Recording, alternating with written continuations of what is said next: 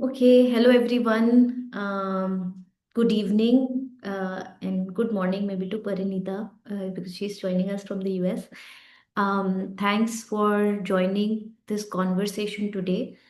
सभी को नमस्ते और जिंदाबाद. धन्यवाद ये कॉन्वर्सेशन आज ज्वाइन करने के लिए. हम शुरू करेंगे एक इम्पॉर्टेंट मैसेज से कि as a group and network जो ये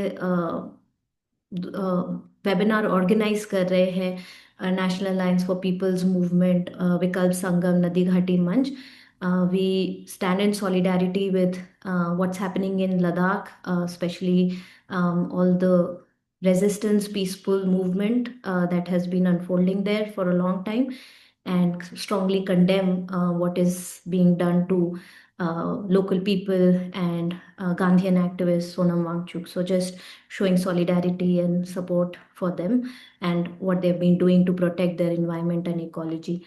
Um, और उसके साथ ही आप सबको वेलकम करेंगे for this conversation on reverse. It's a it's not easy to have this conversation, especially because of the times we are in, where there's so much happening around us and there's so much crisis to the mountains and to the ecosystems that we are all dependent on. But we also feel that it is important to talk about how the rest of nature is alive. The नमस्कार.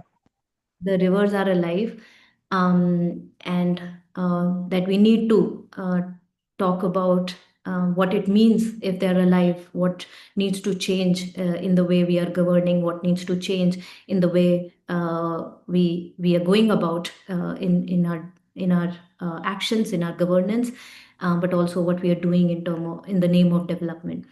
So we will be talking about rivers are alive, and what you can expect is that both Parineeta, Alyen, and I will be in a conversation for about 40-50 minutes or so. And then we will open this space up for all of you to also join in this conversation with us.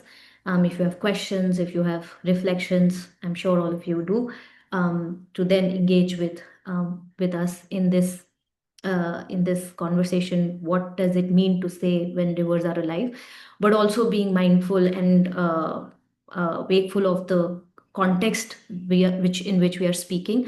So we will also reflect upon what needs to happen, especially what has happened in the Himalayas this season in the monsoons.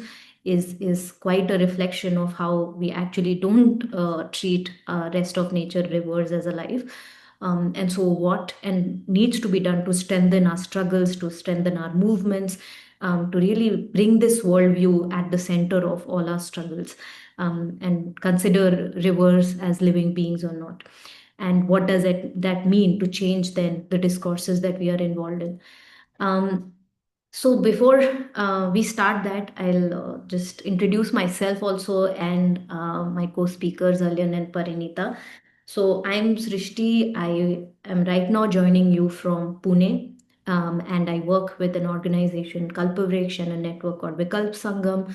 I'm a researcher, writer, activist who's working on issues of social environmental justice and trying to understand what does it mean to say when we say rights of rivers and also systemic alternatives. And I have two really amazing people, women who have joined this conversation. I'm a real great admirer of their work and of all that they say and the wisdom that they carry.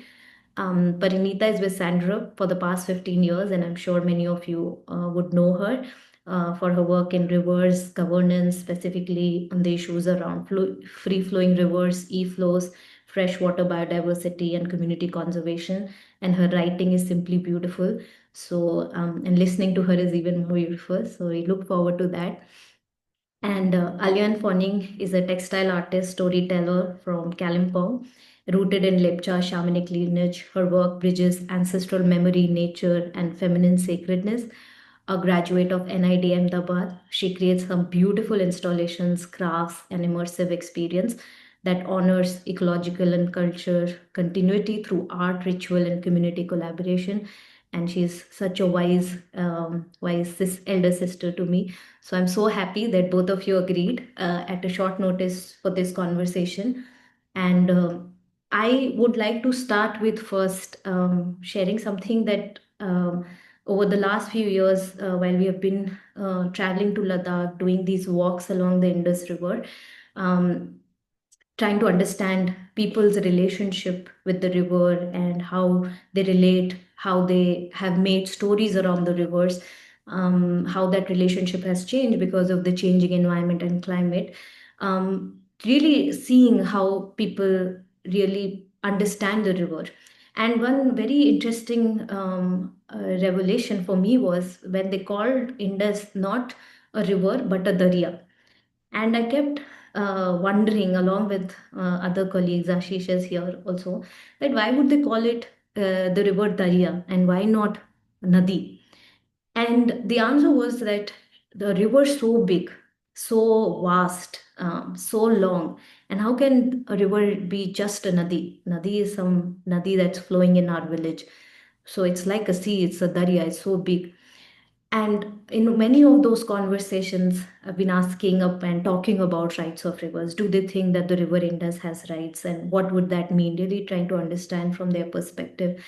And recently, in our conversation in one of the villages that are on the banks of the river Indus, one older person said to us that the river Indus, for many generations, has believed to be medicinal, and it has the power in such a way that it is actually, they believe it's a prasad from glaciers and a power that makes Ladakhis brave. And so they have they drink Indus water, or they used to drink Indus water, and hence what they were brave. And now they can't because the river is so polluted, so they don't know whether they are brave anymore or not. But essentially, in many of these conversations, what we are really understanding and finding is that the river is not just a water flowing from one source to the other. River is so much more. River is meaning making, river is sense making, river is also about one's identity of who we are, whether we are brave or not. But its river is many ways alive. It has agency. It's a living being in itself. And one very beautiful thing is that a young girl in a government school village told us in a remote village in Chumatang, where again we were talking about rights of rivers, said that the river has a right to sing. And that took some of us who were having that conversation by shock. Like, why would she say something like that, you know?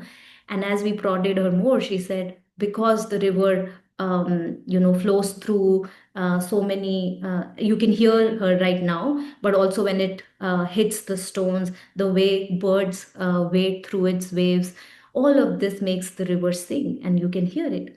And those, in very beautiful, simple ways, people have articulated that relationship of rivers being alive, that they speak to us in some ways. And I'm wondering, both of you, through your lived experiences, through your research, through your writing, through different ways of expression, also articulate this through your work, but also through your maybe embodied ways of being. And I'm wondering whether, Parineeta, I would like to start with you. Through so many ways of your research, writing, and explorations, you have also articulated of how rivers are alive.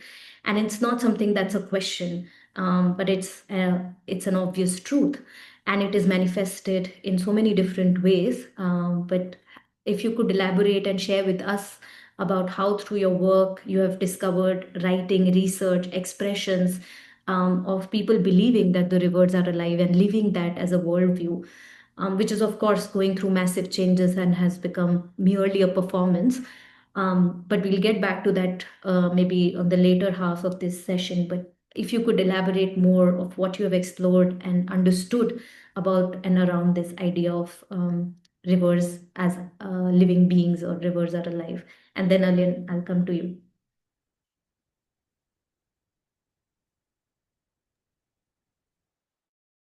Thank you so much, Shrishti.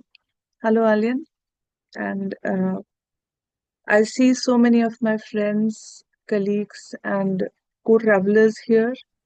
I'm very glad to see all of you here. And This is a very interesting topic for me. Also because I'll be very honest here. Also because I've always been in two minds about how to approach it. Uh, but by now, after working about 20 years around rivers, I've realized that it really doesn't matter. You don't have to analyze each thing to its smallest constituents. On the other hand, when you're dealing with something like rivers, uh, with each passing day, the question in front of you is how big is what you're dealing with? Can you actually talk about a stream, or do you have to talk about a rivulet, or a river, or a catchment, or a basin, or the sky, or the atmosphere, uh, or the earth itself? And it just so rather than cutting it into parts, each passing day it becomes bigger and bigger. It encompasses more and more things, living things, non-living things, and the universe around us. Uh, Having said that, you know, in most of the communities that we've met, that we've talked with, the question of river being alive is, as Srishti said, it is so obvious, it is so taken for granted. And then, I've also unerringly seen that as you go away and away from the river, and your realms of abstractions increase, the distance increases, your communication starts becoming more and more distant. And you reach to a place where you actually think that thinking of something like river being alive is, you know, is they cannot comprehend it. And I very honestly think that this is directly in proportion with your distance with the river. Uh, Also, that uh, I would definitely, I would love to, spout examples of how we have always, this, uh, I always believe that the South Asian subcontinent of ours, guarded by the Himalayas and the Ganga and the Indus and its tributaries, it's a very remarkable place. And people here have really a distinct relationship with rivers as compared with the other world. I'm not sure why that happened, when that happened, how that happened, but it is definitely pretty distinct. And when you start with the oldest of the texts that we have, it might be, Ahura Masa, it might be the Rig Veda. The way they deify rivers is, of course, in terms of goddesses, but is also in terms of friends.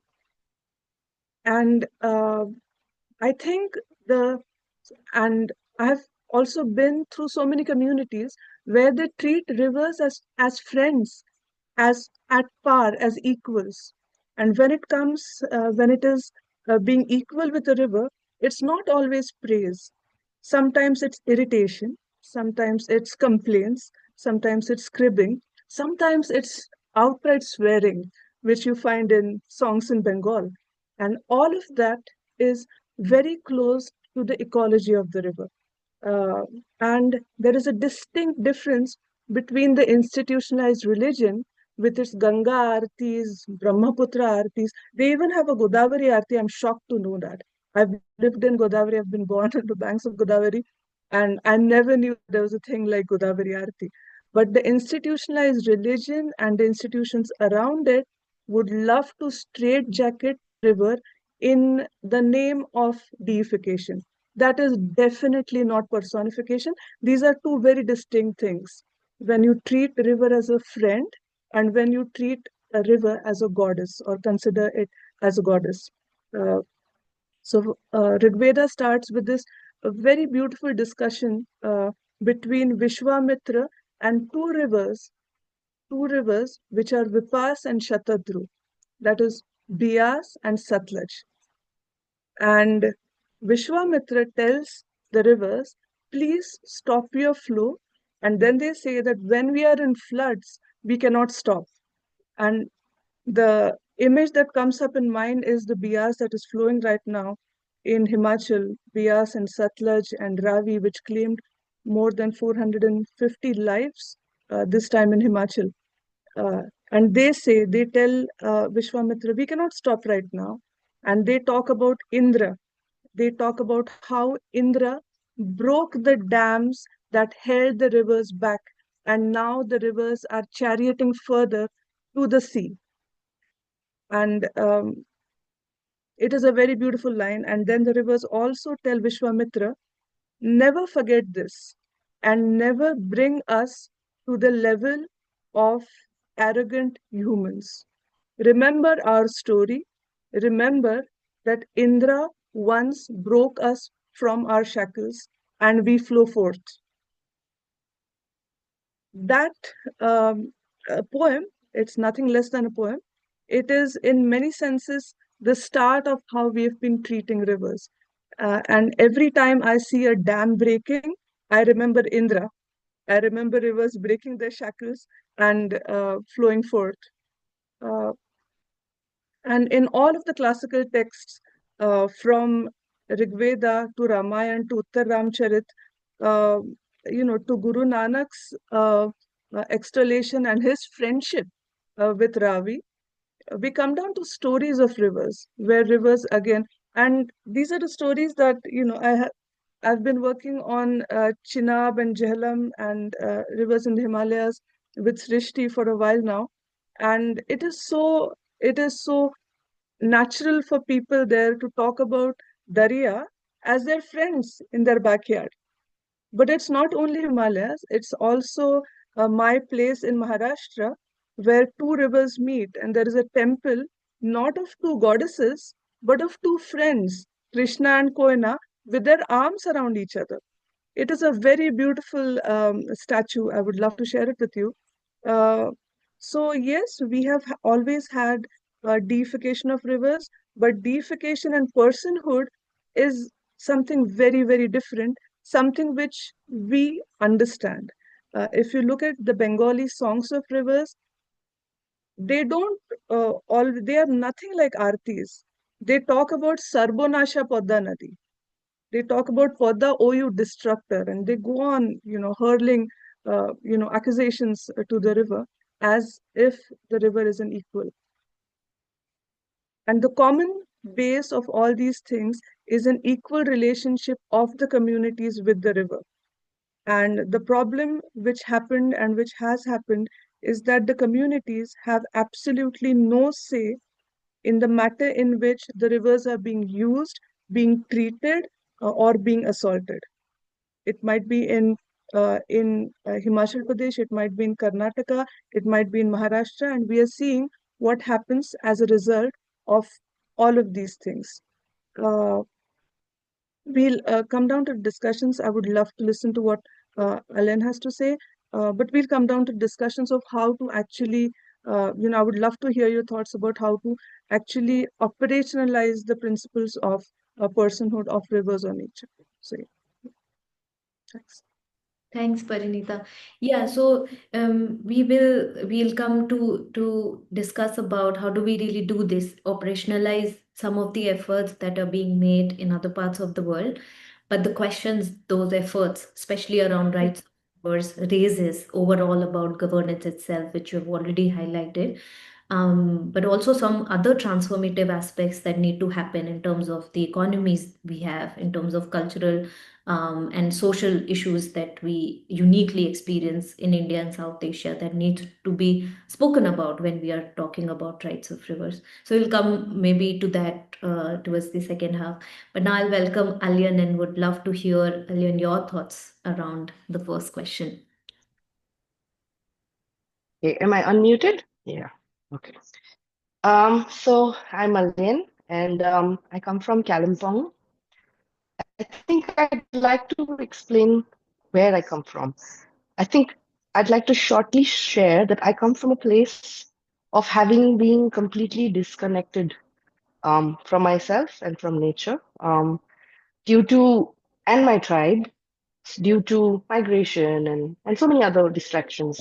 So for me to share this um, point of view of rivers being alive comes from a place of trying to understand आणि how we're ह्याच्यात connected पण to साड्या nature. चांगल्या आहेत. मी सगळं स्वतः Um, करून आणले कशात so I पण मी kind of बाहेर went searching and meeting elders and shamans of our tribe and learning about the rivers, since we're speaking about rivers. But like Parineeta said, it's not just rivers. For us, Kongchen Konglo, which is Kanchenjunga, is our guardian deity, and that's where the river comes from.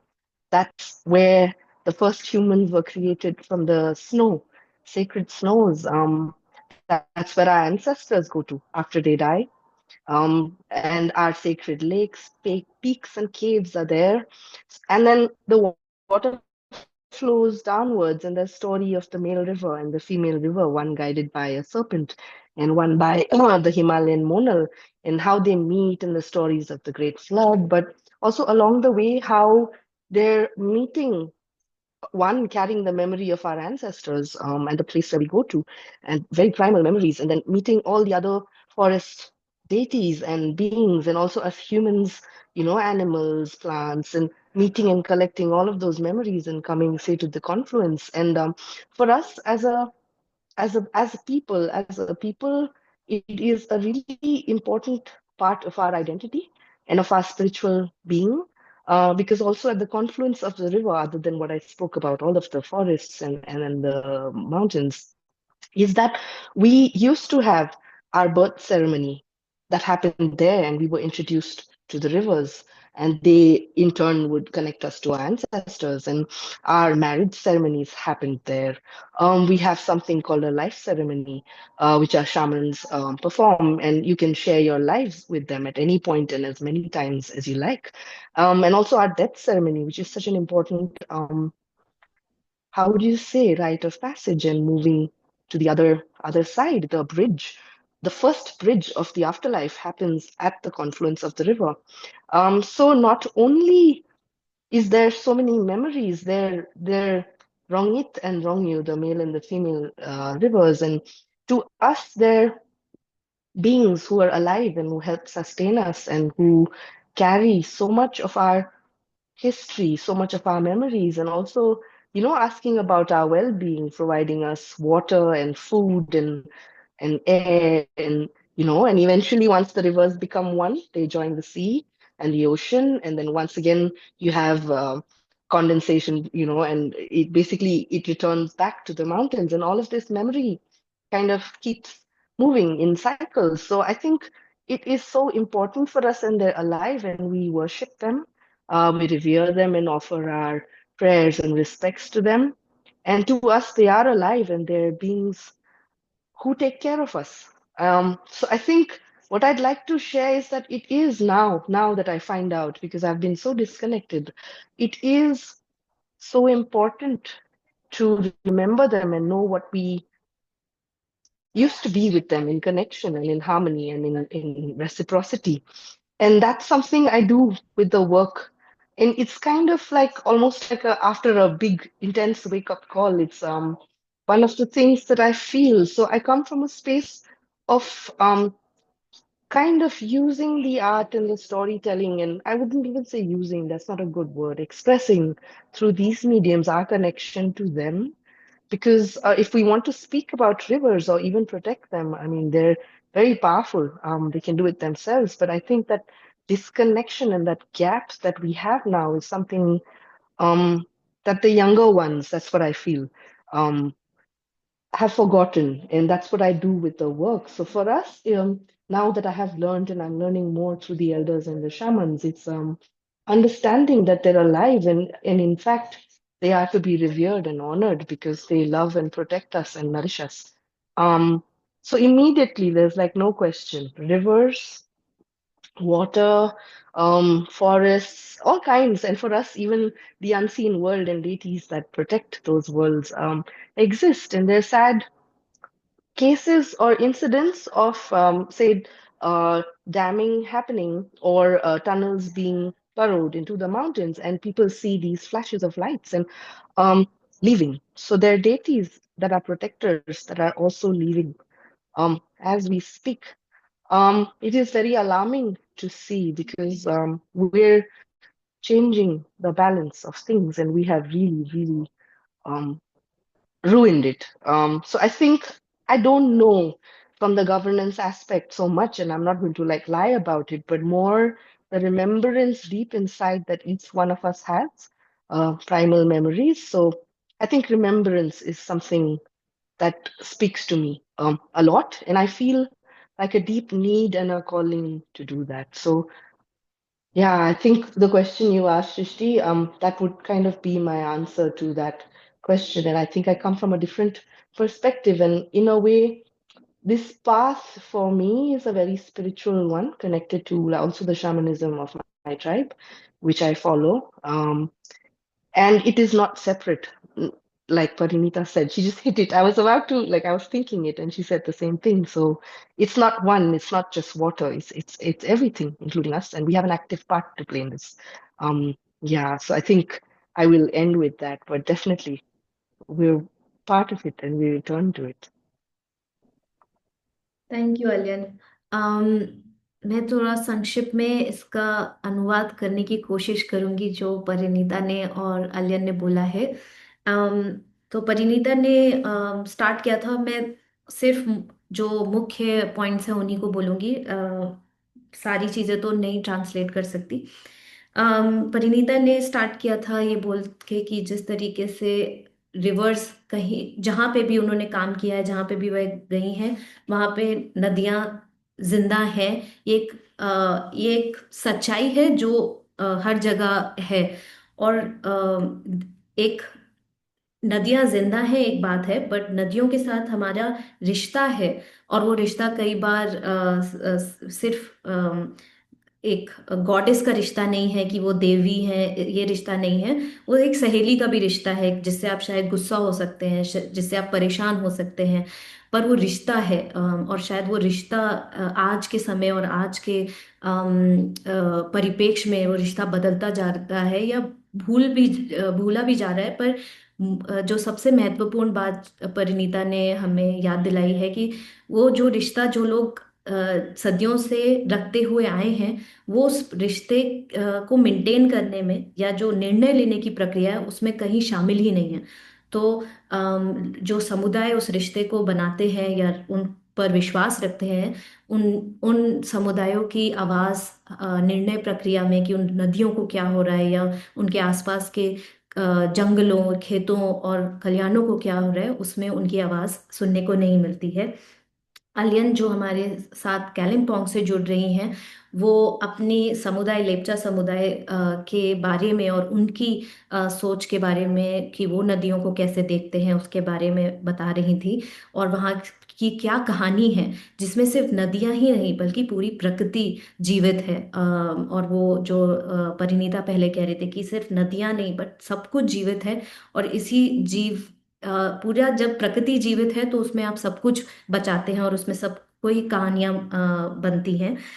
तो उनके लिए उनकी शामनिक practice से ये कहानियां बताना अपनी आने वाली पीढ़ी को कि उनका समुदाय कैसे देखता है नदियों को, कैसे देखता आ रहा है, और उन कहानियों को नई पीढ़ी तक ले जाना और उसके साथ साथ ही उस उन कहानियों को अपनी जो रोजमर्रा की प्रैक्टिस है उसमें भी लाना, ये अलियन का काम पे वो फोकस करती हैं।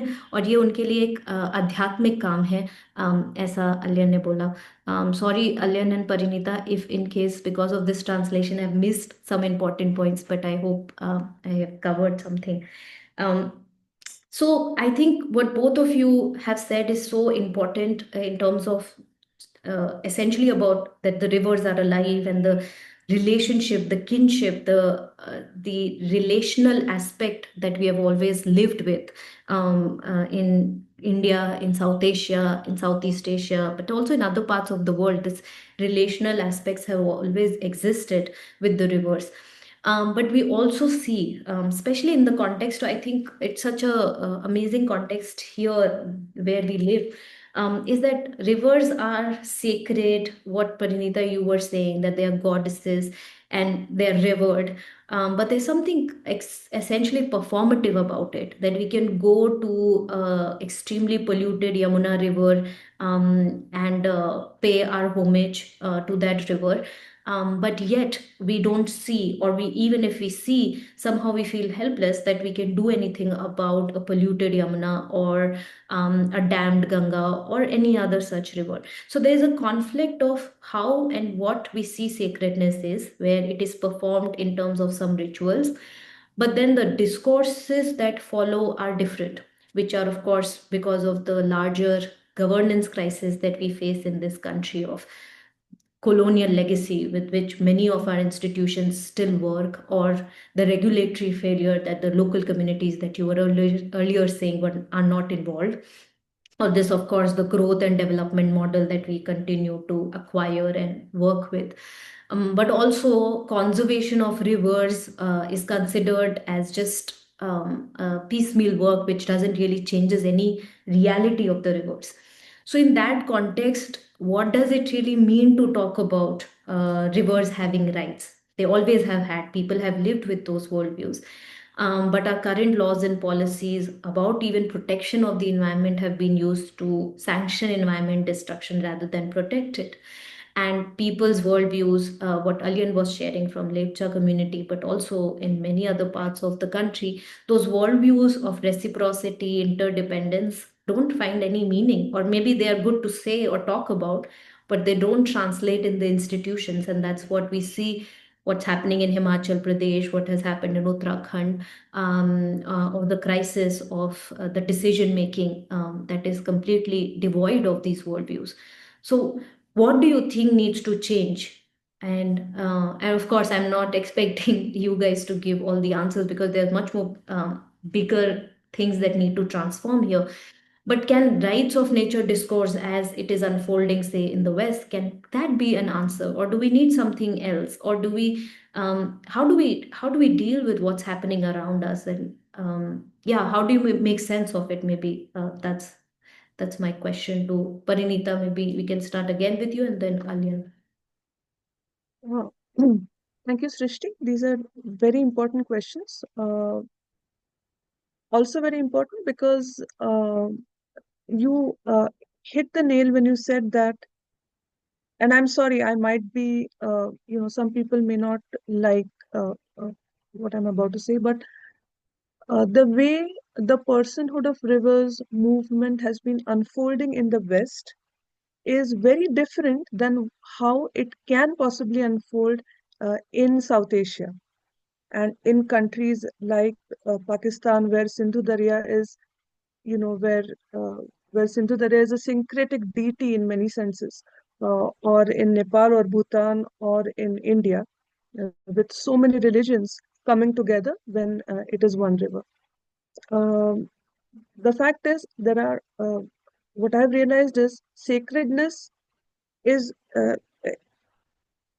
can be divided into two very distinct features when it comes to rivers. Like I said, one form of sacredness is a form of control.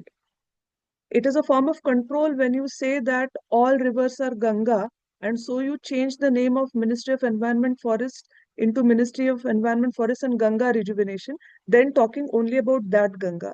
When it is a form of institutionalized, controlled based sacredness, then you have Ganga Aarti on the banks of Ganga, Upper Ganga Canal, when the actual Ganga is drying.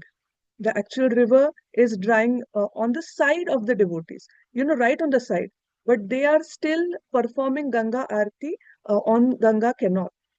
This institutionalized sacredness can be seen in Ramkund or especially in Kumbh Mela when Godavari is bone dry last Kumbh Mela, and water was poured into Ramkund using tankers from borewells, but the devotees did not care a damn about it. Or when in Pushkarolu Mela, also on the banks of Godavari, there were actually shower heads set up on the banks, and the Godavari was bone dry in the middle, and the devotees again did not care because that currency of sacredness is punya. That sacredness has nothing to do with the river. It has a lot to do with the punya that the devotees are collecting and hoarding. And that's why that sacredness does very little for the rivers. Not only does it do very little, at many times, that sacredness actually, uh, uh, you know, can kill a river. In many senses, Ganga is killed because it is so sacred in the centralized, institutionalized manner.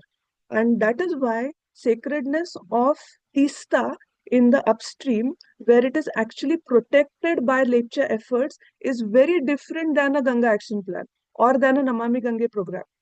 So I think the eco-cultural approach towards river conservation is very different than the religious approach towards river conservation. But this eco-cultural approach towards river conservation, which talks in the language of sacred pools, which talks in the language of Mahasir fish, which talks in the language of sacred origins, riparian groves, confluences, meeting of river with the sea, groundwater springs which are sacred, that is the language of magic. That is where religions are coming together. That is where communities are coming together. That is where people are talking about not a Ganga water sample in their homes, in their, uh, in their with their frames of their gods, but of that specific ecosystem there. And uh, that is the form of a sacredness and eco-cultural worship of rivers, which is so specific to South Asia, which again, it's nothing to do with only Hinduism. You see it in Sikhism, you see it in Islam, you see it in Buddhism. In Buddhism, one of the cornerstones of the legal battle of Nyamjangchu was actually the black-necked cranes landing on the riparian banks of Nyamjangchu. And if you see, Srishti, you've seen the Buddhist reflections about rivers in Ladakh. I have seen fish sanctuaries in Islam on the banks of Jhelum. I've seen when they say that uh, the fish from the springs are halal to see but haram to eat. That is conservation that day. And this is Islam talking about river conservation. And it is talking about species, it is talking about rivers, it is not talking about symbols.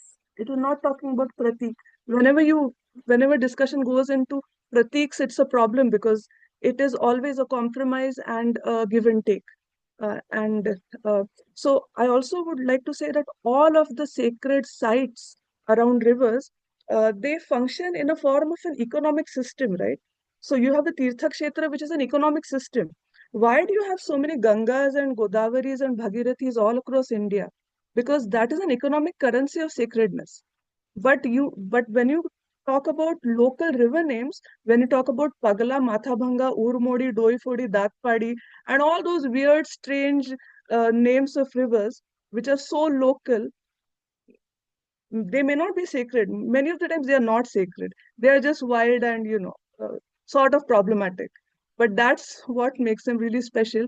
And if through this discourse of personhood, if we in India and South Asia are able to devise our own personhood, which talks with the eco-cultural practices of communities. So if we are able to protect, I saw riverine deities, which are in the form of a river and pebble.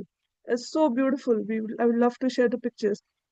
And then when you're protecting that deity, you're actually protecting the riverine pool. So if we adopt the concept of personhood to our own context of this very chaotic and special land, then I think there is a lot that we can achieve.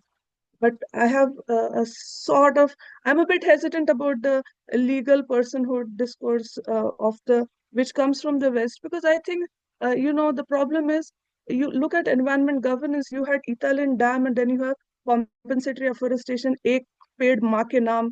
You have like madness going on, even with existing robust environmental legal system, which has been there for more than 70 years now. And so I think it's important to build on what we have. So yeah, thanks. Thanks, Parineeta. I think that's a very important point that you are making, that it needs to be built on the worldviews and the eco-cultural realities that we are living in. And that would also warrant a lot of important questions around, especially, I think, because of the interfaith dimension of our reality, that how does it become not just because the Uttarakhand judgment that came out in 2017 recognizing the river Ganga and Yamuna as living beings, and also their originating glaciers, only had the element of how these two rivers are sacred for Hindus. And that is a big problem, especially for a country like India, where there's so many communities for whom wherever they are, the river that flows through their landscape is Ganga, is as important as Ganga to them. So that is a very important element for us to even think about in personhood. But even more important, and I think something that we can talk maybe later once also others in the conversation are able to join. What does it really mean to recognize rivers' personhood beyond our borders, which Lalita ji, I think, very early on raised on about the bioregional aspect of this.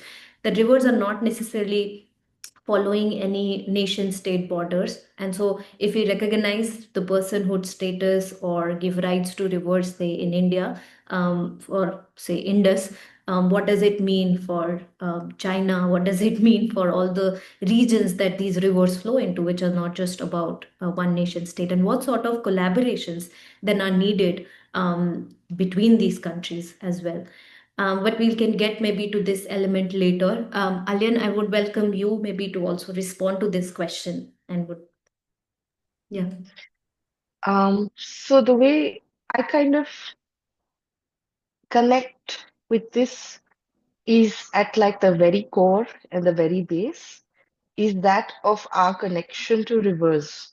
Here we are people, some of us who are highly driven, highly moved, many people who've read and are academic people or are doing research and but I'm when I look at this, I look at this as a larger common man, every child, every mother, every person who've kind of gotten disconnected from the river.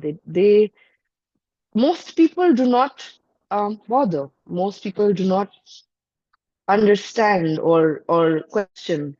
So I think, like for me, instead of the things that we can do, because that's a place where I've not delved into very deeply at this point, is again the point of understanding our connection so that we understand deeply what it means when the river is being dammed or when things are happening to the river. So I think the problem for me lies before all of that, and this connection and forgetfulness that we have. So I think I am at a place where I'm looking at that aspect a lot.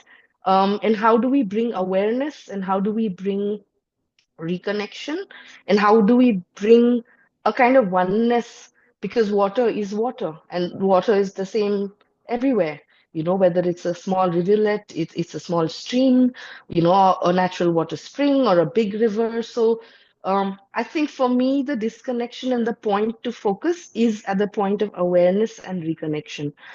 So I cannot comment about what can we do, but I can um, try and see where and how can we bring that back again. I think I would look at that aspect a lot more because it's a personal way of moving forward and searching and understanding. And I think I'm at that place in my life, and that's what I think I find is the biggest hurdle, because we mindlessly throw trash into the river. Dams are being built, but nobody is bothering about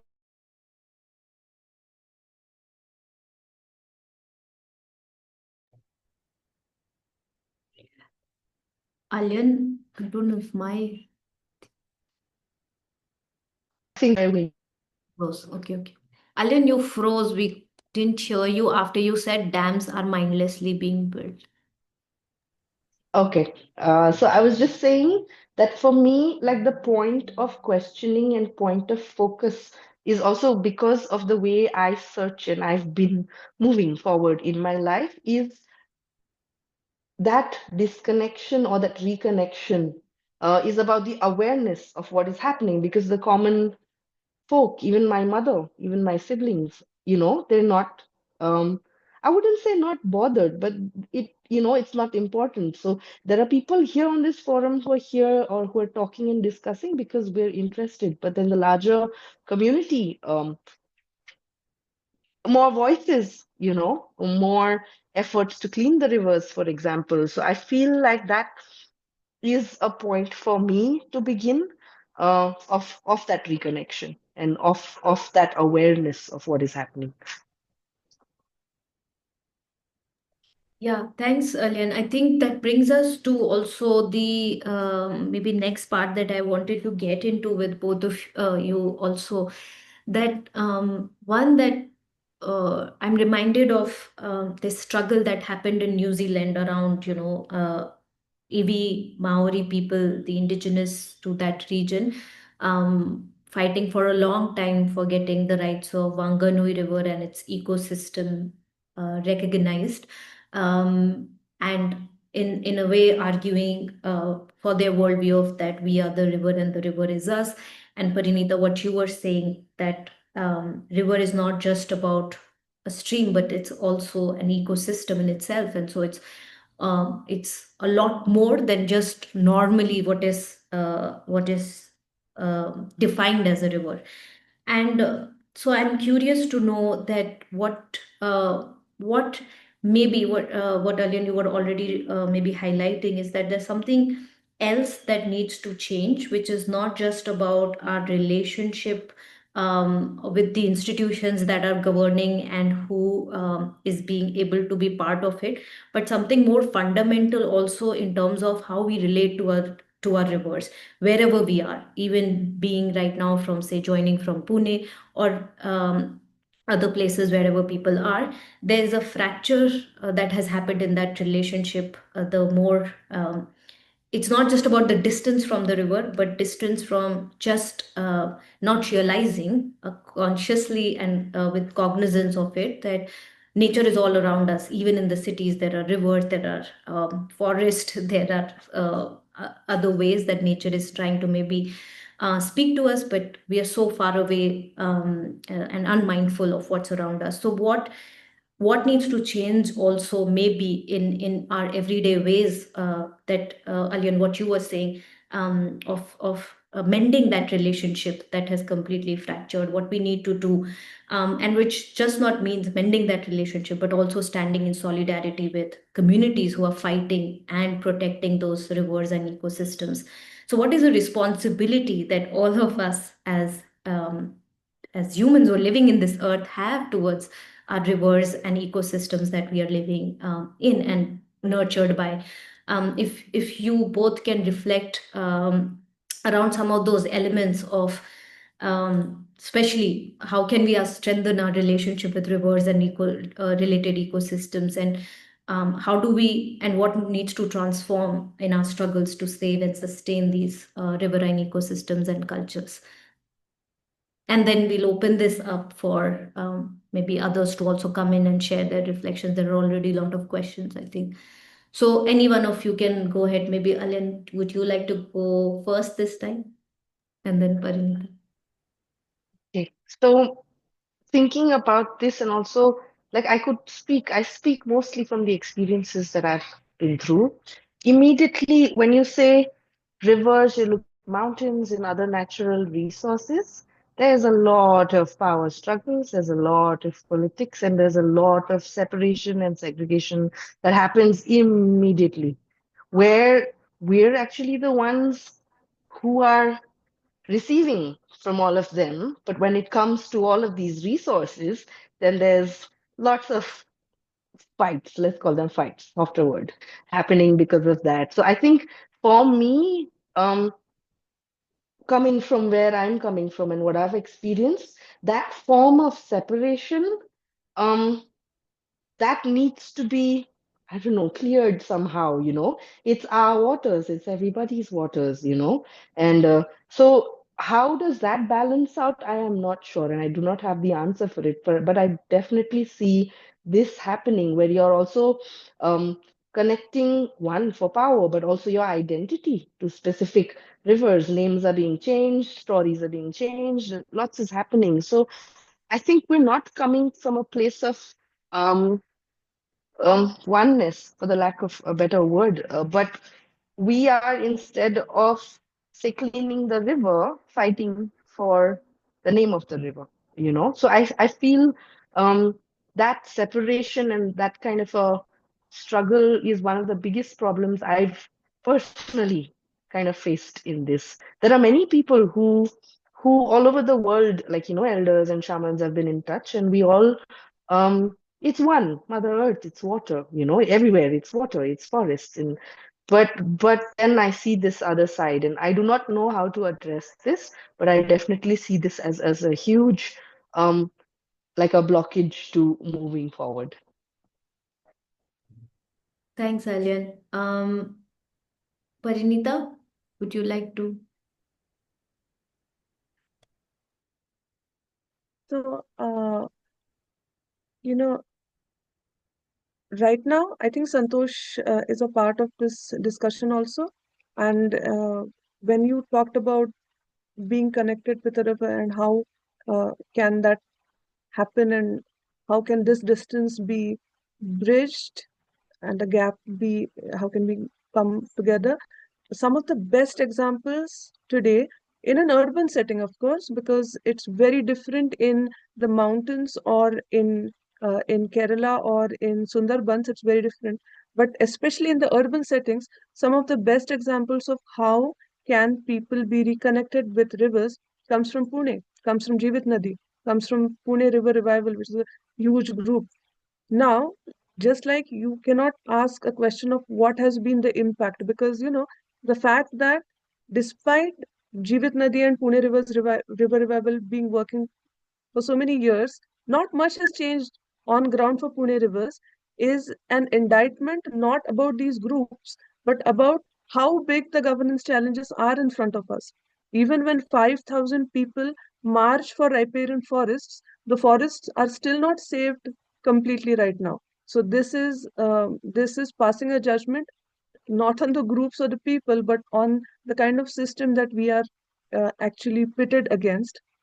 Having said that, I think in urban areas, it has been eye-opening for me personally to see how, because yes, I mean, many of my friends have been telling me that it's very difficult to change anyone's mind once they cross the age of about 25. And I sort of believe it, and uh, it's the youth and the children who can change it. And what do they have in front of them? I had very beautiful Godavari. I had those memories with me. Uh, but what is the living memory of the generation on which we bank so much now?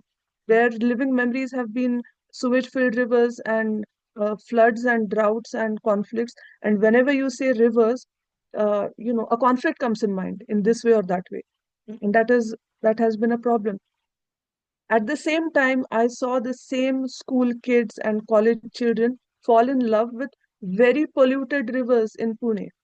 Rivers were facing lots of issues, which is possibly more than what we can say for our generation, because we might have just, balked at the whole suggestion, but these people have. And so I think there are new ways to connect with the river and um, and the watershed in your backyard.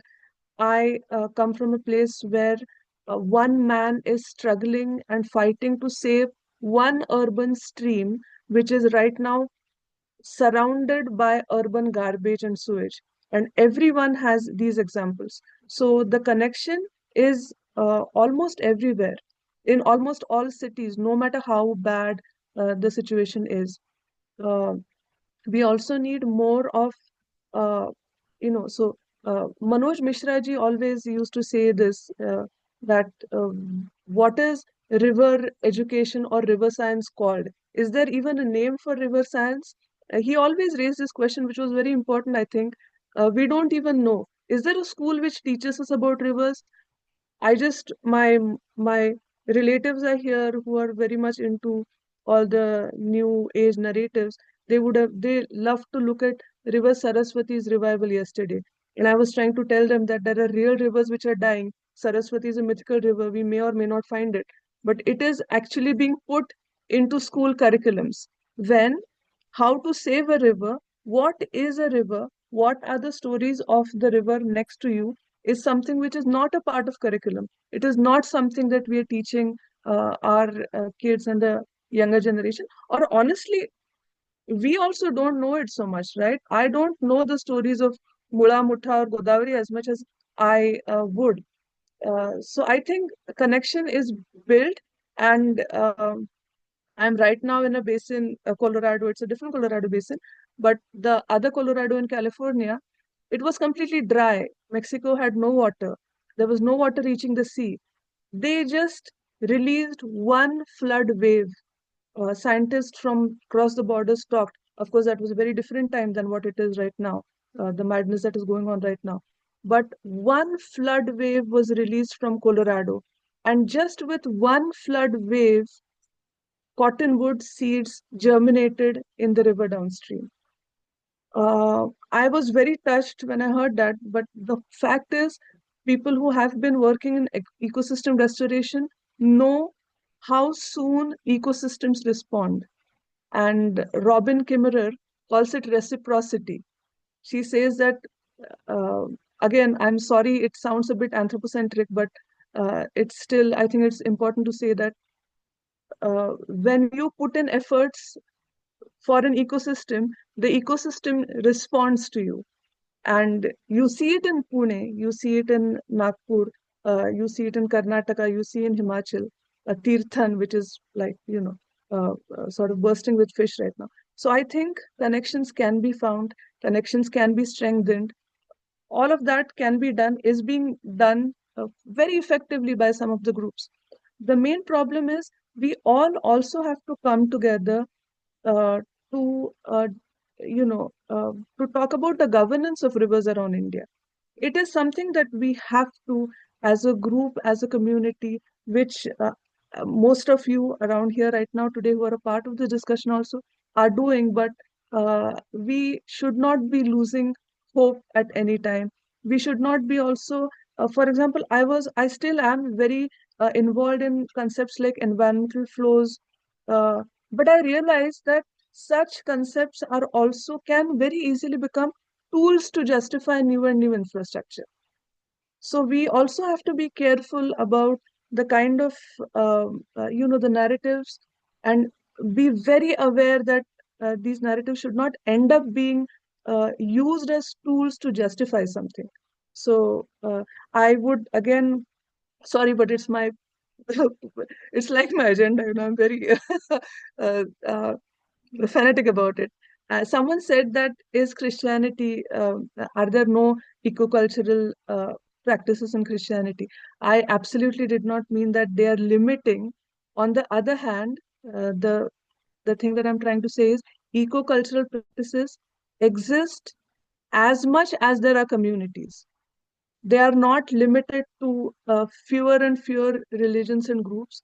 On the other hand, they exist as much as there is diversity. You have diverse ways of dealing with rivers, of conversing with rivers. And if these conversations, we somehow make them as platforms, for example, in Maharashtra and in parts of Deccan India, also in Rajasthan, you have this tale of seven sisters of the rivers. Sati Asra. They are seven sisters. They are not benevolent, tame goddesses. They are pretty fiery. They are like sort of थोड़े से mad होते हैं. And they are the goddesses of the river pools, who can bless you, but who can also curse you. But they are not goddesses you can bring to your home. They are goddesses of that particular pool. And everyone, I have seen in Kambaleshwar, I have seen a sheikh woman priestess actually worshipping, or actually performing puja of this river god. And these are the small steps that we have, and they are crumbling. The reason why we need to look at it is because they are crumbling right now. And there is this is time that we sort of build on it, bring people together and communities together. They are together. I think we just need to put the beads and make that garland. So that's it. Thanks, Parineeta. That's beautiful. So I think one instance I'll share from some of the work that we've been doing in Ladakh around the Indus River. and we're organizing along with Snow Leopard Conservancy, India Trust, and Kalparish these walks along the Indus. And our initial attempt or the objective of those walks was just this that you mentioned, that young Ladakhi students, especially studying in schools and colleges, are not taught about the river as such or their local ecology also. Some of the students who are studying zoology and biology, wildlife sciences, have never gone out to the field to actually look at these wild animals and mammals. So there's something fundamentally wrong in the way we are taught in our colleges and the education system that we have, that actually purposely separates us from our local ecology. And so we don't ever get to know what's around us and what sustains us. And so some of our effort has been towards actually rekindling that relationship and making that connection. And in one of those sessions, we were organizing what we call just creating a space for students to connect to the river and doing river meditation. And before that day, we had done also just garbage cleaning.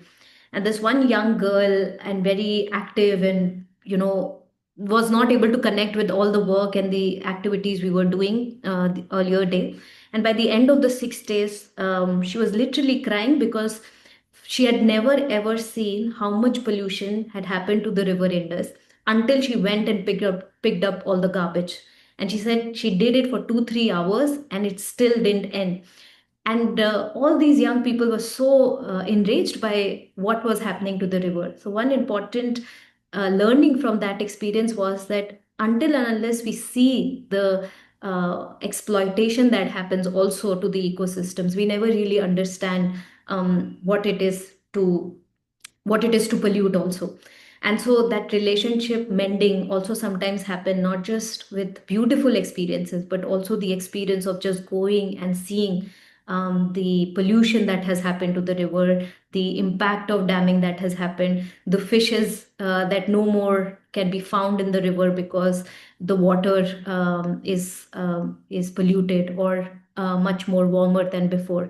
So I think those experiences change something fundamentally also.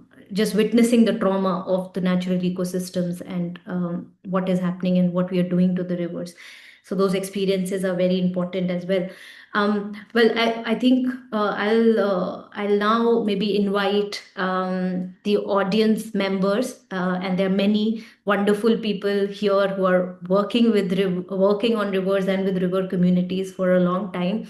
And maybe if you have any questions for the three of us, but also just reflections about, say, the questions around rivers governance. Rivers are alive, but also what Parineeta was raising towards the end, that there needs to change something fundamentally in terms of the governance itself.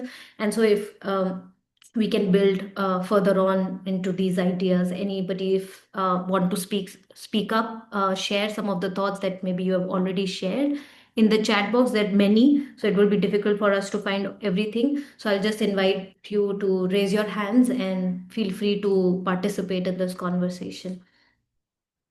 Srishti, just one note, where we is SP Ravi here? Oh yeah. Would like to invite about, yes. Yes, yes. And Santosh ji also maybe because they were part of two important events. Um, I can't, maybe I'm not. Ravi ji, are you here? And Santosh ji? I... Yeah, Yes, I I'm think ready Santoshi is for. here and I'm also Okay. very much here. So maybe one of you could share, and then maybe Ravi ji, why don't you share about the event that you have been organizing, and then maybe Santosh ji. And also welcome to share any thoughts and reflections have on the conversation itself. Yeah, thank you, Srishti. Uh,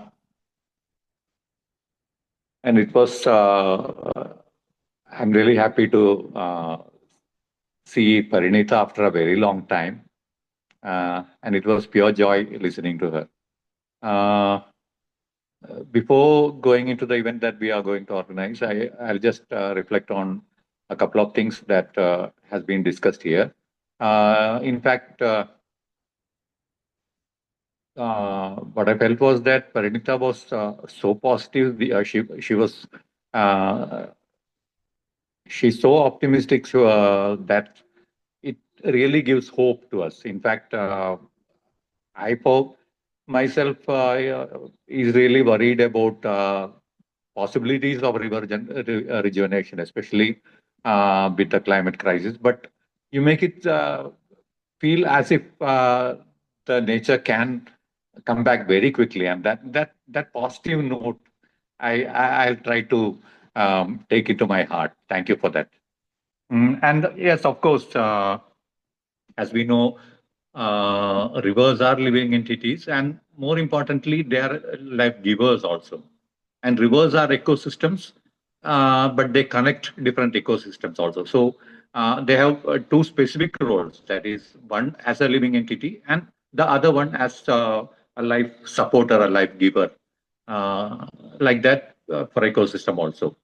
Uh, in fact, if I go into specifically into Kerala, that connect with the river system that was actually lost gradually over the last 4 5 decades. There were multiple factors that resulted in this disconnect with the river systems. In fact, some until about 1980, most of the people in Kerala used to bathe and wash their clothes in some of the rivers or streams or ponds, so some external water bodies. But later, that gradually changed due to multiple factors. One was with the Gulf migration, a lot of people uh, who migrated to Gulf countries for livelihood, they came back and they had a lot of money and they were building households different from what used to be built at that time in Kerala. They went for concrete buildings, and those houses were you have attached bathrooms. So that was one of the reasons. Then the sand mining, commercial sand mining in Kerala again, that started around 1975. So very soon the rivers became unsafe for letting children go into the river systems. That was another thing. So such multiple aspects actually gradually pushed people away from rivers, and loss of sand dunes again. People used to uh, hold cultural events. People used to play there or simply spend evening times there. So all these factors gradually made people move away from the river systems, and so the river started deteriorating. The pollution, external pollutants started coming more and more, and people were almost oblivious to these factors. They were unaware of these, and it did not directly touch their heart. So probably we need to, as Parineeta rightly said, the younger generation into the river, more and more into the river. But before that, the rivers have to become safe also. So it's not an easy task, but probably that is the best bet for us. True. Now into the event that we are organizing, that is in Kerala, we have been organizing River Day on October 3rd, right from 1999. It is being organized by All Kerala River Protection Council. It's being organized at different river basins each year. In fact, this year we are holding it at our place, that is Chalakudi River. Most of you must be knowing about the Adirapalli waterfalls. That waterfalls is in our river. So we are actually having some events on October 2nd and 3rd, some river march, then uh, uh, oath taking on the banks of river, then a seminar on uh, a river action plan that is being prepared for conservation and rejuvenation of Chalakudi River. So all those events are happening on October 2nd and 3rd. The Chalakudi municipality is also very much involved in this River Day celebration. So that's from my side. Thank you. Thank you, Raviji. So much wish we could be there for that river celebration. But all the best for this, and please share some of the photos. Oh, thanks. Sure. Thank you. Oh, These absolutely. are very false, yeah. Thanks, Ashish. Now I'll welcome Santoshji, and after that we'll open it up for others also to share. Go ahead. Yeah, good evening to everybody. Thanks, Shrishtee, Parineeta, and Alyen for such a beautiful conversation on this International Rivers Day. And it's really uh, like last few days I was in Punjab on the banks of Ravi and saw what all the things it is. And yes, rivers will always be alive. However, we human beings try to bind it, dam it, or constrict it. They are always going to be alive. Basically, I was in Pathankot on the banks of Ravi, and there practically I saw that around 1 kilometer the river course has changed. Only thing is this time it's not a natural change of the course of the by the river, but it was because of the mismanagement of the flow from the dams, the Madhupur and the Ranjit Sagar dam. All of a sudden, when the floods, the water was released, and the river almost for 1 kilometer on the right side, I could see practically. I interacted with the local community over there, the Gujars, 26 houses of the Gujar community, they simply washed away in these floods, but not for any wrong reasons from their side, nor it was the fault of the river. It was a man-made mistake kind of thing. Then afterwards, I went to Gurdaspur and I could relate very well with what Parineeta was saying about River Ravi and Guru Nanak, because I was in Dere Baba Nanak for 3 days, the Kartarpur border on the क्या बात है, wonderful. yeah, and there I was interacting with the principal of the school, which was completely destructed in these floods. And the principal is the 18th descendant of Guru Nanak, and he said that it was this very Dere Baba Nanak was on the banks of Ravi at that time when Guru Nanak used to be here, and on the other bank it was Kartarpur. But somewhere around 45 to 50, 1945 to 1950, the river has changed course, and now it is in Pakistan. So this Kartarpur corridor has been formed recently by our government and Pakistan government.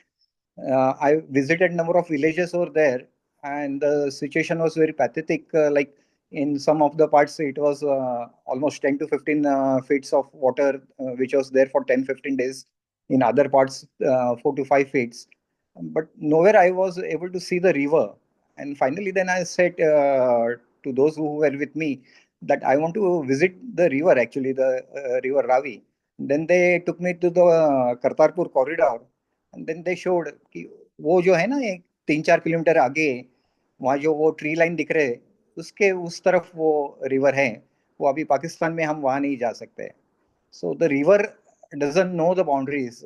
These boundaries established by we the humans, whether it is the international boundaries, the state boundaries, and the submergence of Ravi, which was in Pakistan at that point, it was almost up to 10 kilometers. So this is kind of a lie. Whatever, the more we try to dam them or restrict them, constrict them, the more they are going to be live. The early we understand these things, and the early the masses, how they will be able to understand. We whatever 40-50 people we are here, we will very well understand. But how the masses will understand these things, and how the bureaucrats and the policy makers will understand these things, is really the very important and crucial question. Thanks. Thanks, Santoshji. for sharing about your journey and also raising this important question about how do people understand these concerns and these ways that rivers are alive and what needs to happen for that. And sometimes I personally feel that rivers are already making us understand that they're alive, and they will continue to do so if we ignore this matter of life fact that they are alive, and so they tell us in their own ways of their existence and their aliveness and their power also. But let's open up for others also to share. I think for us it would be best if you can raise your hand and then I can invite you one by one. Also, just for everyone's chance, if you can keep your comments brief and short, that would be wonderful. Um, okay, I see Bhargavi's hand. So, Bhargavi, hi, welcome. Hi, Srishti.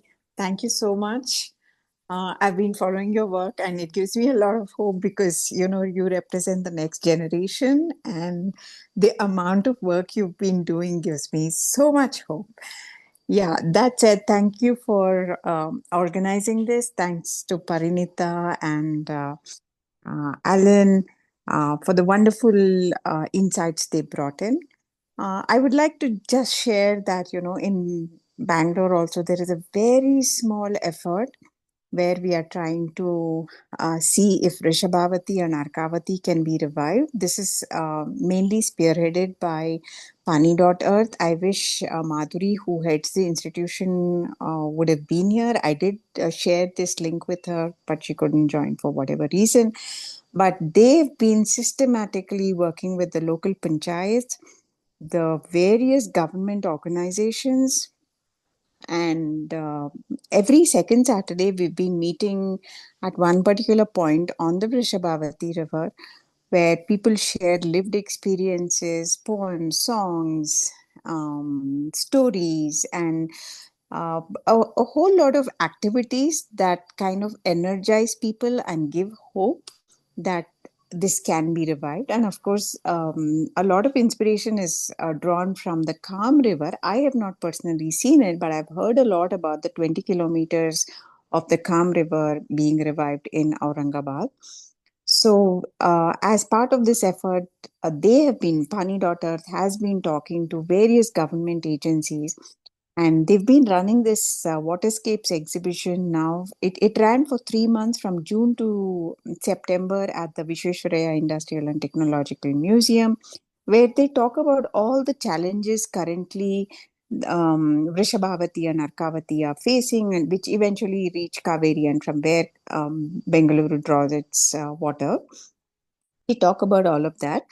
So that exhibition was curated very beautifully, where thousands of school children got a chance to witness the exhibition, be part of workshops, and learn a lot more. It also opened doors to researchers and the general public. Now that exhibition has moved to Science Gallery, Bengaluru, so which is another fantastic place to engage, and they're also holding a whole lot of activities around rivers and reviving of rivers, and the Bengaluru Sustainability Forum plans to take it forward after this. The Science Gallery Bengaluru is going to host this till December, so for solid 3 months. So it's a great initiative, and I think it kind of resonates with everything that was shared today in the conversations. As part of the panel discussions, we've had people who are living by the river come and share their stories. People who have livelihoods along the rivers come and share their stories. So it's been such a rich experience, and I draw a lot of hope from all of that. And thank you so much for organizing this. Yes, you're doing some great work. Thank you so much. Congratulations. Thank you. Thank you, Bhargavi, for sharing that inspiring work that you all been doing. Now, I think Ambika had her hand up. Ambika, if you're still here. Yeah, I'm here. Um, Actually, I wanted to say children, rivers remind me of children. They're sometimes aggressive, they're sometimes docile. And I've been through almost all the states of our country. I've seen so many rivers around, and every river has a different personality, characteristics, and all that. There's the mighty Brahmaputra and the Jhelum, which goes with such a as if it's dancing. You feel the river is flowing. They are different personalities. That means they are alive. So this is what I just wanted to add to it. And I congratulate all of you for presenting a very beautiful seminar today. Thanks for sharing that reflection, Ambika. I think I also resonate with that. Sometimes, Because I was a teacher, so I have taught children all my life. So just retired from job. okay. And I could tell from my experience swimming across all the rivers in almost in here. Coming to Pune, I can't even step into the river. That's my biggest agony. Yeah. Thank you so much. Thanks, Ambika. There were several comments shared by people in the chat box. Also, Hastai, I also see Lalita ji's comments. Anyone wants to share maybe some of your thoughts, reflections, maybe questions? Yes, Lalita ji, go ahead. Okay, very quickly. I just had a call to say I'm supposed to be on this other Zoom meeting from Sapan, and I had completely mixed up the timing. I'm coming to the conclusion that OA means that one keeps, doing all kinds of things like this. But very quick, one question and a couple of comments. But first of all, congratulations. It has been the most incredible learning for me, and I just want to thank you all very, very much. One question basically is that, after listening to everyone, clearly what we are talking about, I think, is also how do we raise more awareness. At one level, yes, we're talking of education, schools. A lot of you are doing remarkable things.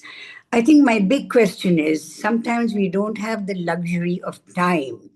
And as many of you have said, nature is already showing us, the kind of impact of the damage and saying, well, of course we are alive, but we can be loving and we can also be destructive. What, if any, interaction has there been with the, shall we say, that the system, whether it's with bureaucrats, whether it's local politicians, whether it's any other of the ministries? Because at one level, I think that interaction with those who are taking many of the decisions today becomes absolutely essential. So that's one, question. I don't know. I'm sure some of you have tried. I know it's probably frustrating. It's difficult, but has there been any effort, and what can we do going forward? My comments, basically, I think I've already put it down there. Clearly, what we are hearing is that we need to be working across not just the state boundaries and borders within the country, but across the region.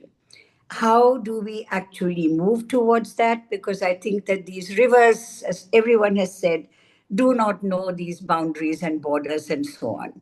And I think that if we are ultimately to be able to, respect each other and to build the kind of relationship and peace that we are wanting in this region, it is because of those mountains and rivers and forests and the cultures and the religions and everything that we share. How do we go about that? I think that we need to apply our minds over there. Um, and as I said, going forward, I would like very much, if possible, if we can organize, we've all talked about involving students. We have been having some very interesting interactions with young people across South Asia. Very small, but I think every single one of them, when we ask them the question, if you were prime minister of your country, what would you like to see to build a harmonious and a peaceful South Asia?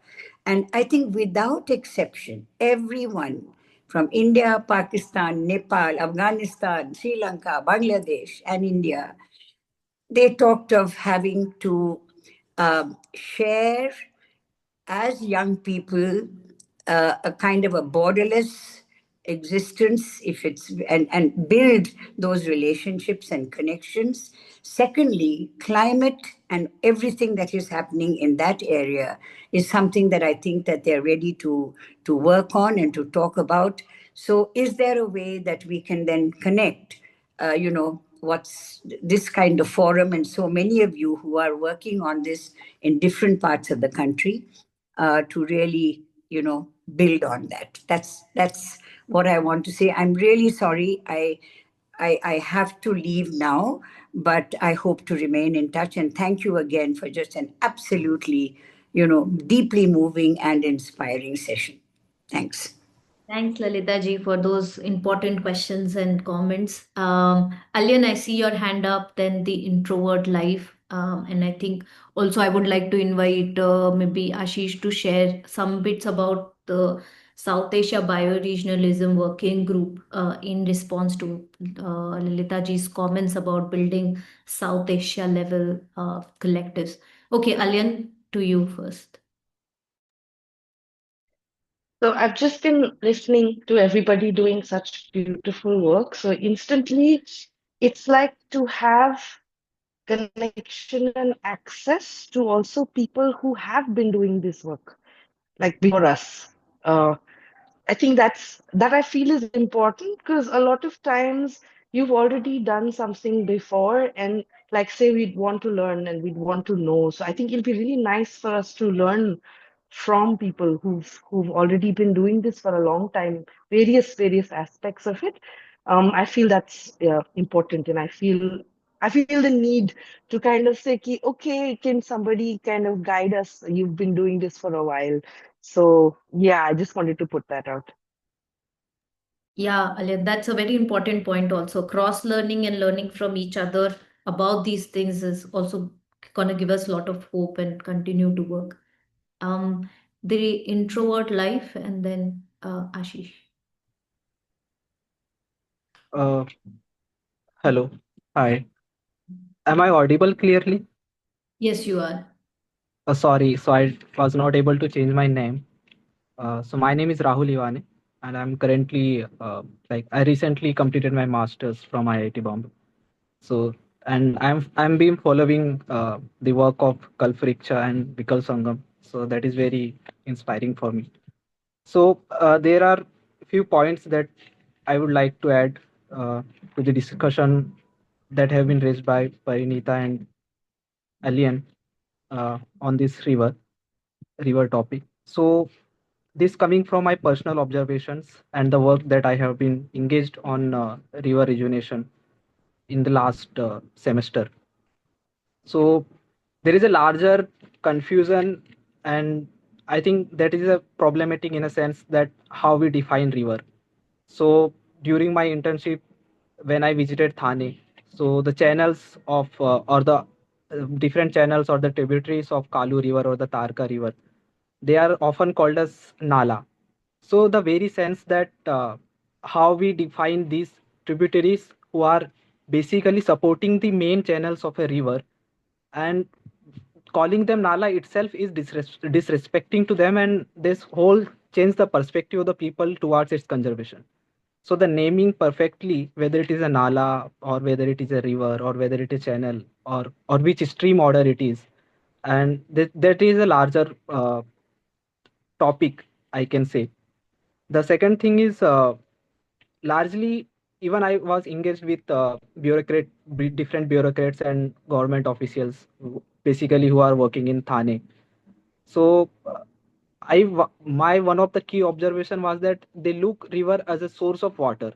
So they don't look as an ecological aspect of it. They don't look at they don't look it as an ecological zone, but they rather look at it as a source of natural resource. So that is a river which gives some water, and that's how the whole definition of the river and the whole discourse of the river changes to the economical aspects of it. So how to distribute water, so that is the main concern of the bureaucrats rather than the conservation of the river and maintaining the ever flow of the river streams. So building the dams is one of the clear and the perfect example of how the rivers are commercialized and restricted to its economical definition or its economical perspective. The third point that again comes from the very personal experience. So I'm tribal person. I can identify as I identify myself as a scheduled tribe from Baitul district of Madhya Pradesh. And since last 15 years, if I observe, then I can say that the river that was flowing from my village is no longer flowing now. So this is hardly it is it which was a perennial few years back is now uh, coming to just monsoon river now. So that has been changed completely. And again, with the development discourse that this our country is going on, or even at the world level, that saying that there are challenges in terms of like we look largely different urban based models as in development. So the employment, the aspects of employment changes, and this largely disconnects the tribals with the nature. So they don't. So they earlier they used to connect with the river for their livelihoods, but now they are completely independent of the rivers for their livelihood, and they don't understand the role of it in their lives. So it does not make them to like it does not influence them to even to understand their the role of rivers in their lives, and so they don't bother even if the river is ever flowing or not. So these are the key things that I would like to point it out. And thank you. It's Thank, been a wonderful discussion. thank you. Thank you so much for sharing that. Okay, Ashish, you want to come in? Yeah, thanks. I mean, I think I would echo what Lalita ji said about this being a scintillating and very exciting conversation. In just two or three points. One is, of course, it reminded me of, I think, about 40 years back when I had gone for this Adivasi movement against the Bhopalpatnam and Nichapalli dams on the Indravati River in Gadchiroli district in Maharashtra, and how their narrative was about challenging the government, saying that you think of the river as megawatts and power. For us, the river is our mother. And it was such a incredible civilizational sort of clash in some sense. And this is exactly what I think all three of you have also been talking about. Um, just sharing about the South Asia bioregionalism group. So the challenge that Lalita ji was talking about, how does one share across borders? South Asian nation-state borders, which have cut rivers and divided us and enabled people to make some countries to make dams which create problems downstream, etc. That so the South Asia Bioregionalism Working Group, I've put a link in the chat, is trying to at least reimagine what South Asia could look like from the perspective of recreating, regenerating, or reviving both biological, ecological, and cultural and economic connections beyond the borders. So maybe if anybody from here in the audience wants to join that effort, then please let us know or put your name in the chat. Um, 2 points, and it'd be nice to hear any of you to sort of respond on this. One is that can we go beyond personhood into riverhood so that we actually remove the human-centric language and symbolism of personhood? Of course, it's still a symbol, but it's also maybe one powerful way of signaling that humans are not at the center of everything. And secondly, like the Forest Rights Act, with whatever limited capacity it has for forest dwelling communities to reclaim their collective rights over forests and be able to govern them and protect them, can we think of, or maybe if somebody has already thought of it, you can tell me, river communities or riverine communities rights act? This is, of course, the rights of rivers, but also the rights of riverine communities to then be involved in a central way in their management, use, and protection. I don't know if anybody's thought of that, but what do you people think about that? Thanks. Thanks, Ashish. Any Parineeta, Alyen, and I can of course come in, but also anybody else also if has thoughts and reflections about some of these things, please feel free to raise your hands and come in. Yeah. Go ahead. Yeah, thank you, Ashish.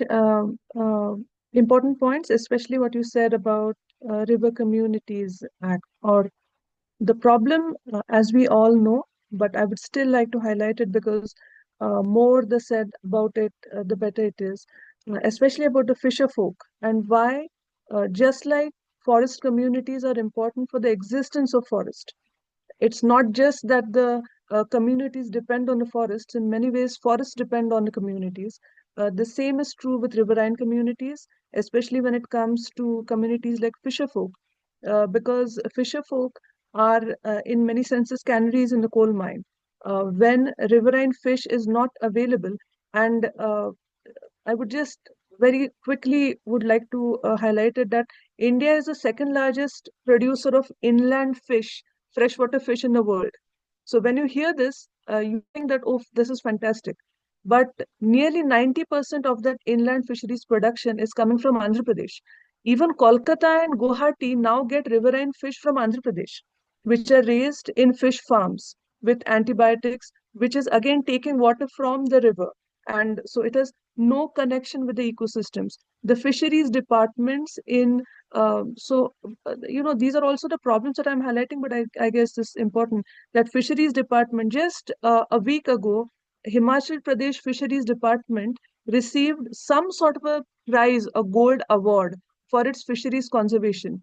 Himachal Pradesh Fisheries Department has been more or less single-handedly responsible for giving licenses for hydropower dams to kill the river and sow the fish.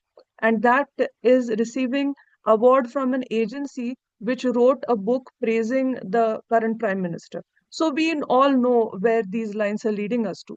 The problem is with riverine fisherfolk communities, we have about 10 million riverine fisherfolk, and if at all, and because they depend on flowing rivers and not fish farms or dams, which again have a completely different ownership regime than freshwater fisheries. These people are not vote banks. They are not powerful. They are on the fringes of the entire, our canvas. But if riverine fisherfolk are in some ways they have a right on a flowing river, and their fisheries rights on the river are acknowledged, like it happened in some places in Narmada near Omkareshwar Dam, then it can not only save riverine fish species, but riverine fish species like Hilsa or like Mahasir, they need flowing rivers, they need dissolved oxygen, they need riparian forests, they need lateral and longitudinal connectivity of the river system. In short, riverine communities depend on healthy functioning rivers. So if we are able to support riverine communities, we would be, there's a lot to do with the rivers. So I just completely second that suggestion. Thanks. Thanks, Parineeta. Um, I wonder if anyone else wants to come in. Alyen, in case you want to add something specific to this. Yeah, I can say. I Who is that? Sorry, I can't see I the. am Guman Singh from Himachal Pradesh. Yes, yes. Go ahead, Guman. Yeah, Ashish was saying that we must claim these rivers under FRA. Of course, we have done it in Tirthan River, and in GHHP, all title has been issued to the people here. That's one thing. Secondly, few days back, on I think 20th of this month, we had been a festival of Tirthan Puja. One day we were celebrating puja, and one day a seminar on this conservation issue. That's then there is a comment that Himachal Pradesh Fishery Department have issued all certificate to the dams. Of course, they have done it. They have no strength to oppose things. We know it. We are worried of that. Now our only river after we have saved this Tirthan. And here, local fishery department, of course, supported at that time because of there is a glamorous issue of conserving the trout. That's what I think. They claim that we have done something lot, but that's only in Tirthan. The basic problem is that now they are going to dam Chinab. We were there last 2 months back. I was there in whole of the basin, and we had been rallying the big rally in Laos opposing the dams. Still, the projects are halted. I don't know what happen in future. That's the situation, but I think that people resistance is very necessary, and I personally and our organizations and the fight is only for that. And we are doing, we are fighting. Last year, we also again fought for this a small river which was diverted to the cement plant of Adani. We fought that issue also in Bilaspur district. So that's what we are doing it, but we all can contribute. I think so. We should do. Thank you. Thanks for sharing, Gumanji, first of all, about your important work, the resistance work that you're doing, and celebratory work also. And also a reminder that what protects us, we have to protect that as well. And so it's our responsibility also to do this resistant work and, strengthen each other's struggle of protection and conservation. Um, I Meera suggested that Medatai could share about river protection bill. Medatai, are you here? Can you share? That would be wonderful.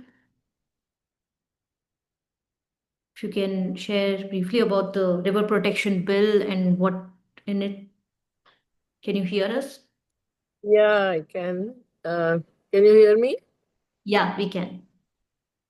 It's a beautiful discussion and very powerful presentations by Parineeta and all.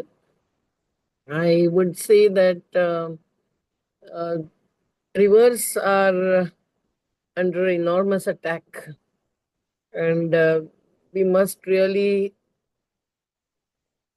call it violence and really follow with the Gandhi Jayanti in the doorstep the truth and non-violence, even to save the rivers. It is very much necessary to protect the rivers by keeping them free flowing. And hence the big dams, which now the USA has changed its paradigm and also decommissioned more than 1900 dams, and European countries 4000 and more dams. And now the European Commission or Parliament, I think, has taken a decision to free, 25,000 kilometer long rivers by removing all the obstacles. I think we must really follow that. So नदियों को अविरल बहने दो और दूसरा नदियों को निर्मल रहने दो. The pollution is a very, very important aspect that is really killing the rivers, the water, the Jala Sampada and all. So it is necessary to really not only leave it to the Pollution Control Board, but we ourselves, the people in the river valley, take a position on how the industries should be prevented from throwing their effluents. There are no sewage treatment plants. So how that is really affecting the rivers very, very seriously. And also the ajaivik kheti, the inorganic agriculture is also contributing to the same. And there is very, very serious issue of illegal sand mining. I'm saying illegal because, as you said, Srishti, that there are laws, but the environmental law regime is really bypassed now, and there is no real intervention on behalf of the Ministry of Environment or the SIA, the state level agency, or even the Pollution Control Board, which has become political control board. So it is necessary that we point out all these things. And another thing is now the origins of rivers. in the hills and mountain ranges, whether Himalayas or Niyamgiri like Parbat or even the Satpuras, is very, very seriously affected with mining, with so-called development projects and so on. So what is happening in Himalaya, Himachal Pradesh, Uttarakhand, Arunachal Pradesh and all. And also the same thing is happening in every river valley almost, wherever this thing. So the land, water, forest, the whole ecosystem, and no inter-river basin transfer. It has to be intra-river basin, river as an entity, and river basin as the macro unit. But starting with the micro unit and going up to that micro unit also has to follow the principle of subsidiarity, and that is not happening. The uh, the three-tier local self-government, beautiful title, but that is not followed. The rights and freedom and also the um, powers given to them are really impinged upon. So it is very necessary that rivers as a part of the ecosystem needs to be. So the पूजन नमन सब करते हैं पर मनन नहीं करते हैं नदियों के बारे में, यही हमको दिखाई देता है. So in order to really organize the riverine communities, we must have the Nadi Jod and Nadi Ghati Jod, but not the river linking projects. So it is very, very necessary that within a river valley, river basin, we really organize uh, every way coming together and, saving our own mother river. So that kind of approach and the paradigm is absolutely necessary. Otherwise, drinking water, even the payajal, is very badly affected. And it is affecting the health with a number of diseases coming up due to the polluted drinking water. And whenever we have tasted Narmada water, it has come out to be non-potable with chloroform, with nitrates, with ammonia, everything is. So itna bada Narmada pujan ye karte hain, but people don't really. So it is like, neglecting our own mother, and that is a very, very serious issue. And the sea ingress is also taking place everywhere, that I think is talked about. So I don't need to really, but in Narmada also 60 kilometers ingress has taken place since 2013. And so the not allowing the river to flow up to the sea, and not only the estuary, but the whole of the river is affected due to that. So the e-flow concept is, talked about a lot, but that is also not really properly, decided about how much is required to be flowing as e-flow. But then, as someone said rightly, that with e-flow granted, we can't give consent to the dams to be built because that is in the downstream of the dam. We should have the continuous free flow of the river. Otherwise, the Alaknanda, Bhagirathi, Mandakini of Ganga are all damaged and spoiled. And the roads and railways. So what should happen and not happen in the directly draining catchment needs to be taken a position on. So no development zones are necessary, and directly draining catchment should not be affected with riverfront kind of projects, which really kill the green cover and destroy the green cover, but also, build and this thing. So our river bill is for protection and rejuvenation of rivers, and this special law is necessary. uh, I don't think private bills are immediately taken for discussion in the parliaments in India, but still we must really make that as a basis for the overall dialogue and debate, I would say, that should take place within the parliament. But then, much more than the parliament, we also need to really educate and motivate the people from the Gram Sabha level, from the grassroots level. So I think at both the fronts, if we move forward, only we can save the river, because Musi is in danger. Himachal Pradesh rivers are in danger. Satluj is totally polluted. Uh, Kaveri, Krishna, all the interstate conflicts are really becoming very serious. The Mulla Periyar kind of this thing. And when the alternatives are suggested also, the state, the governments are not taking, a conscious consideration of that and not having a dialogue. So it is the people to people dialogue, even across the interstate rivers, is a must. And we should plan all such programs, which our Nadi Ghati Manch of NAPM has been always thinking about. Also have People's Tribunal, as we had recently, after 40 years of Narmada movement in Badwani, in Narmada, wherever there is conflict, wherever there are serious impacts, and so on. Thank you, and sorry for taking longer time, Srishti. Thanks for sharing, Medhaji. Every point you made was Yes. for us to hear. So thanks for making those points.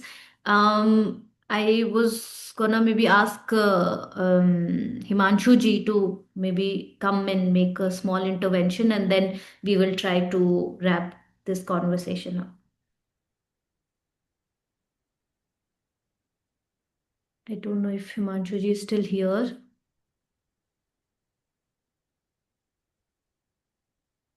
Oh, Himanshu Oh, I didn't see it. There are two Himanshus. Okay.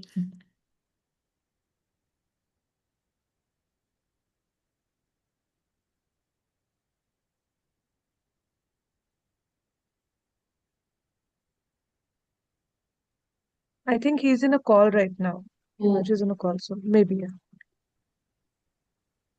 okay. So, I would then request Parineeta, Alyen, if you have any concluding remarks to make, and if anyone else wants to come in, this is your time. Else we'll conclude today's session. Over to you, Parineeta and Alyen, if you want to say something after listening to everyone's comments. And yeah.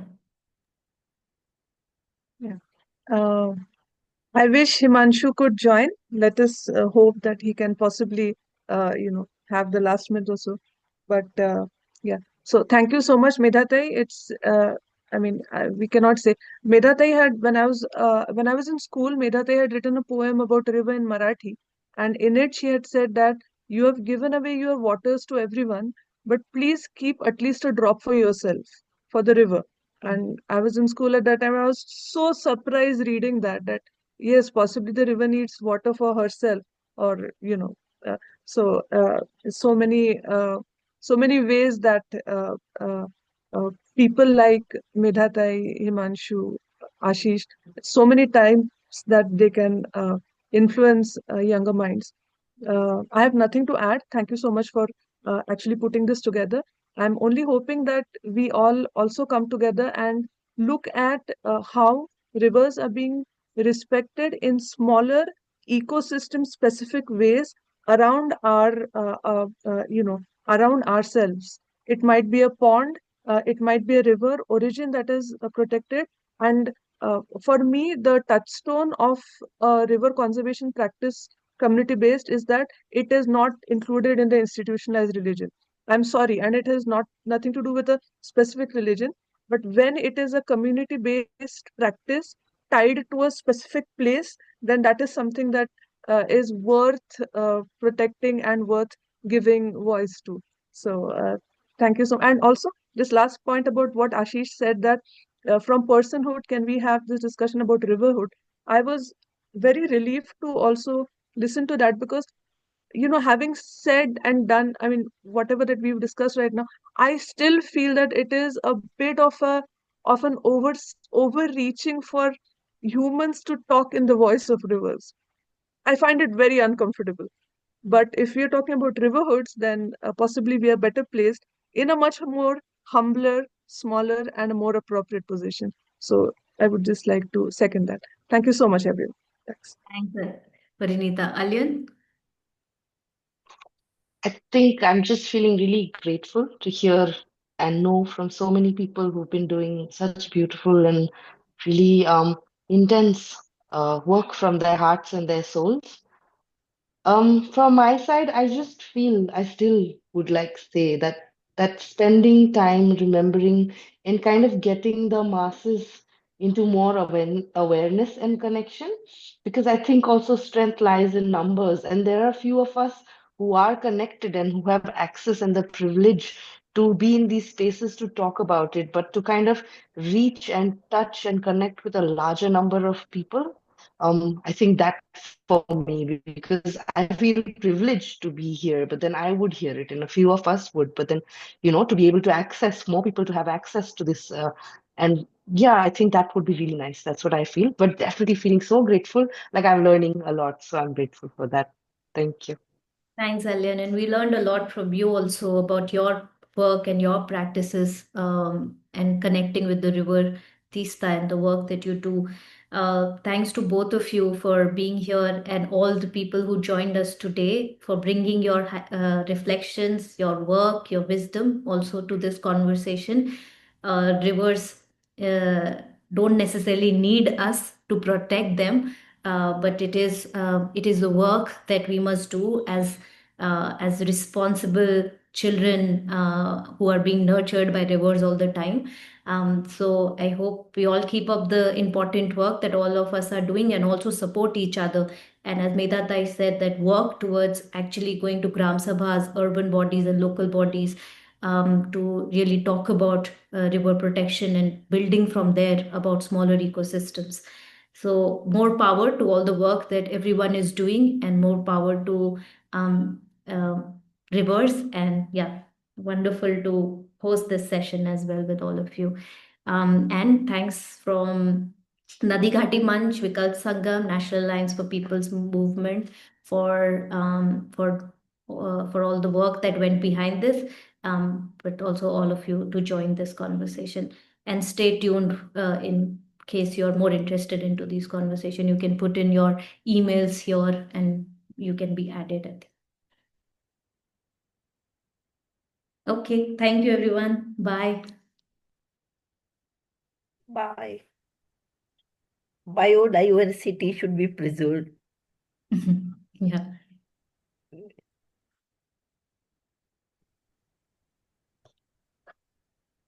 Thank you all. Bye. Thank you. Bye bye.